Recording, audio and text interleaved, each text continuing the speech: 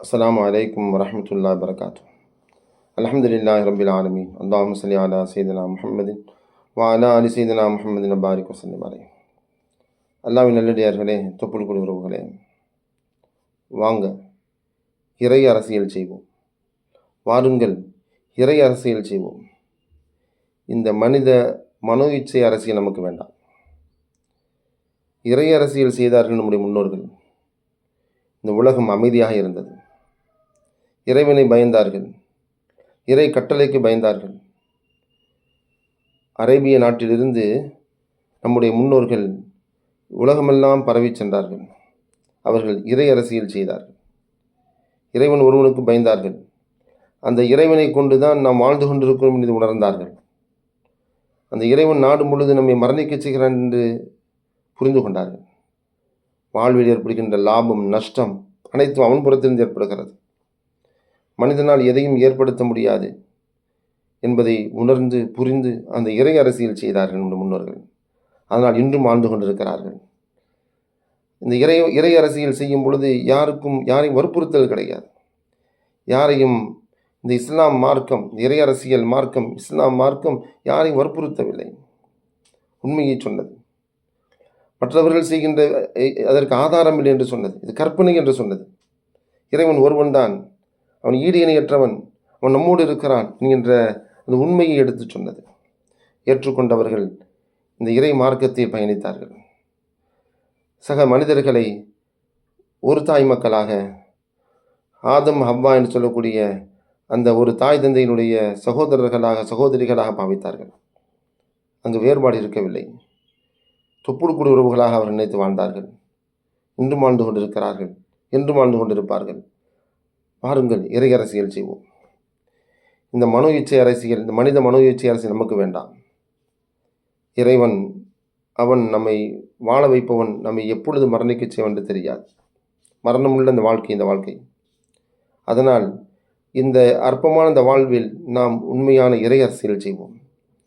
இறைவன் இறை வேதத்தை கொடுத்து விட்டான். உலக மக்களுக்கு வழிகாட்டக்கூடிய திருக்குரான், அல் குரான் நம்மிடத்தில் இருக்கிறார். இறுதி தூதர் முகமது ஸல்லல்லாஹு அலைஹி வஸல்லம் வாழ்ந்து காட்டிய வழிமுறை நம்மிடத்தில் இருக்கிறார். மதீனா நகரத்தில் அல்லாஹ்வின் தூதர் ஸல்லல்லாஹு அலைஹி வஸல்லம் அவர்கள் அங்கே அவர்கள் கடைசியாக தங்கியிருந்த தனது மனைவி, அவருடைய மனைவி ஆயிஷா அவருடைய வீட்டில் இன்றும் அவர்கள் என்ன செய்து கொண்டிருக்கிறார்கள்? புது மாப்பிள்ளை போல தூங்கி கொண்டிருக்கிறார்கள். அல்லாஹ்வின் தூதர் ஸல்லல்லாஹு அலைஹி வஸல்லம் அவர்கள் வாழ்ந்து காட்டிய அந்த வழிமுறையில் மக்கமா நகரத்திற்கு ஆண்டுதோறும் உலகிலிருந்து எல்லாம் வந்து மக்கள் எல்லாம் ஹஜ்ஜு செய்கிறார்கள், ஒன்று கூடுகிறார்கள். அல்லாஹ் இந்த இறை மார்க்கம், இந்த இறை அரசியலில் ஒவ்வொரு இடத்திலும் பள்ளிவாசலை உருவாக்க சொன்னான். ஒவ்வொரு பள்ளிவாசலுக்கும் கிபிலாவாக மக்கமா நகரம் காபாவை ஆக்கச் சொன்னான். ஆக மொத்தம் உலகத்தில் உள்ள அனைத்து பள்ளிவாசல்களில் இருந்து தொழக்கூடிய அனைவரும் இந்த காபாவை சுற்றித்தான் தொழுகிறார்கள். இப்படி ஒற்றுமை மிக்க ஒரு சமுதாயத்தை உலகத்தில் இறைவன் ஏற்படுத்தியிருக்கிறான். இதுதான் இறை அரசியல். அந்த இறைவனுக்குத்தான் பயப்பட வேண்டும். யாருக்கும் இந்த கெடுதியும் செய்யக்கூடாது. இறைவன் நம்மை இந்த உலக வாழ்வை நமக்கு கொடுத்து மீண்டும் எழுப்ப இருக்கிறான். இல்லாமல் இருந்த நம்மை உருவாக்கிய இறைவனால் மீண்டும் ஒரு முறை உருவாக்குவது என்பது கஷ்டமல்ல. சிந்தித்து பார்க்க சொல்கிறான். நாம் உண்ணும் உணவை சிந்திக்க சொல்கிறான். பருகும் நீரை சிந்திக்க சொல்கிறான். திருப்பி தந்து கொண்டிருக்கிறேனே, நான் தந்து கொண்டிருக்கிறேனே. இந்த இறைவன், இந்த ஆற்றல் மிக்கவன், உங்களை நான் மீண்டும் எழுப்ப மாட்டேனா? சிந்தனை உங்களுக்கு எதற்கு கொடுத்தேன்? சிந்தித்து பாருங்கள். அனுபவிக்கிறீர்களே, வாழ முடியாது என்று சொல்கிறீர்களே, உணவு இல்லாமல் வாழ முடியாது, நீர் இல்லாமல் என்று சொல்கிறீர்களே, அப்போ இது எப்படி மீண்டும் மீண்டும் வருகிறது? அதை கொண்டு வருவோம் யார்? சிந்தித்து பாருங்கள். என் பக்கம் மீளுங்கள், எனக்கு பயப்படுங்கள்.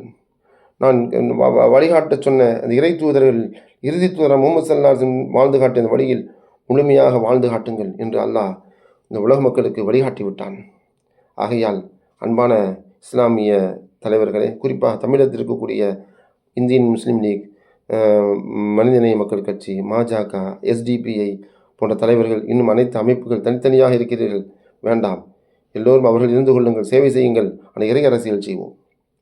இறை மார்க்கத்தை அடிப்படையில் இந்த உலக மக்களுக்கு வழிகாட்டுவோம். அல்லாஹ் நமக்கு உதவி செய்வானாக. அஸ்ஸலாமு அலைக்கும் வரஹ்மத்துல்லாஹி வபரகாத்துஹு.